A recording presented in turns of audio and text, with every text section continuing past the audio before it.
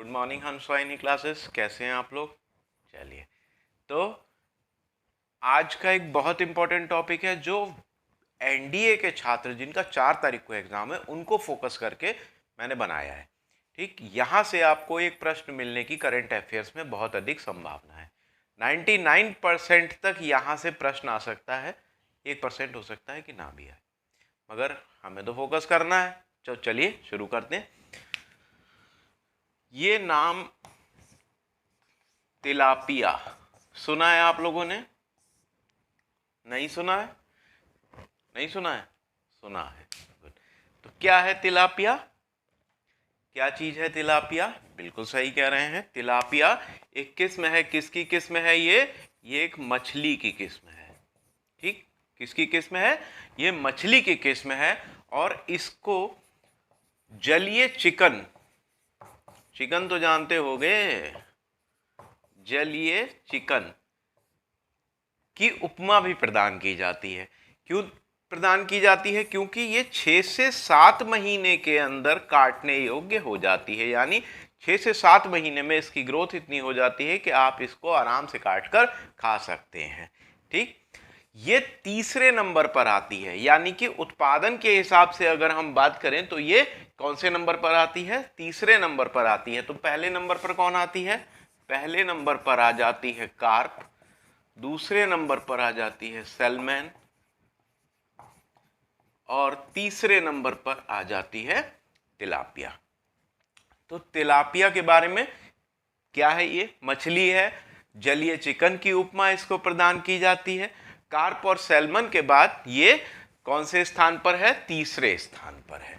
ठीक, अब ये जो कृषि में मत्स्य पालन किस विषय का क्षेत्र है या कहाँ का क्षेत्र है? तो ये किससे संबंधित क्षेत्र हो जाएगा? मत्स्य पालन ये कृषि से संबंधित हो जाएगा। किससे संबंधित हो जाएगा?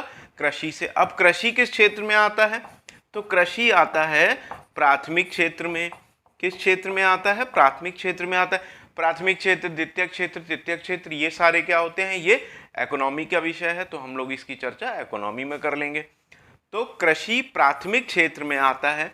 और वर्तमान समय में मत्स्य पालन इतना अधिक बढ़ गया है कि कृषि के इस प्राथमिक क्षेत्र यानी मत्स्य पालन को क्या कहा जाने लगा है? मत्स्य पालन को क्या कहा जाने लगा है?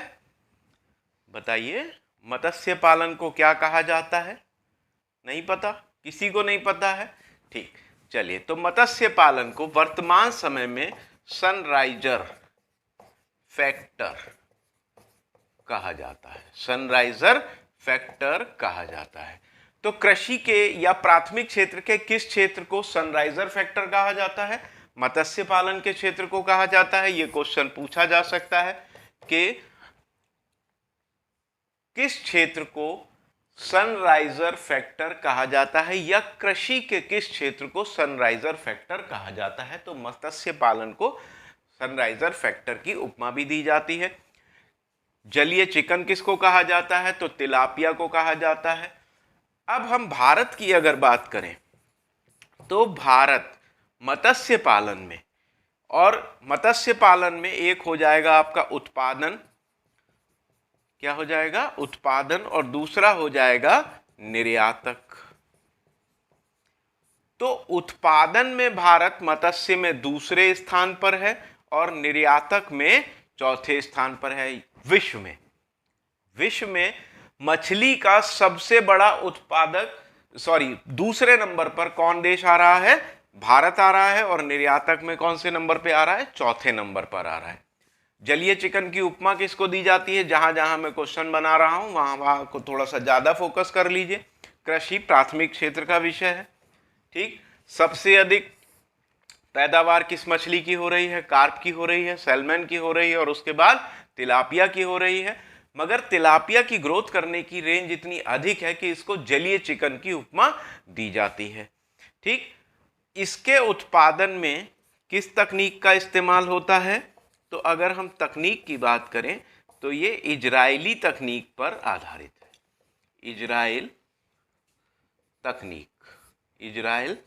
तकनीक पर आधारित है। ठीक, देखिए ये बहुत इंपॉर्टेंट है सारी चीजें। ठीक है, तो कृषि, प्राथमिक क्षेत्र, तकनीक, इजराइल वाली, सनराइजर फैक्टर, जलीय चिकन, ये सारे ही क्वेश्चन यहां से आपके मोस्ट इंपॉर्टेंट होने वाले हैं। तो आप लोग इसका एक स्क्रीनशॉट ले लीजिए। ठीक, और उसके बाद नेक्स्ट वीडियो में, यानी कि इसके बाद जस्ट ठीक बाद वाली वीडियो में मैं आपको कुछ और चीजें इसमें ऐड करके दूंगा। Thank you very much.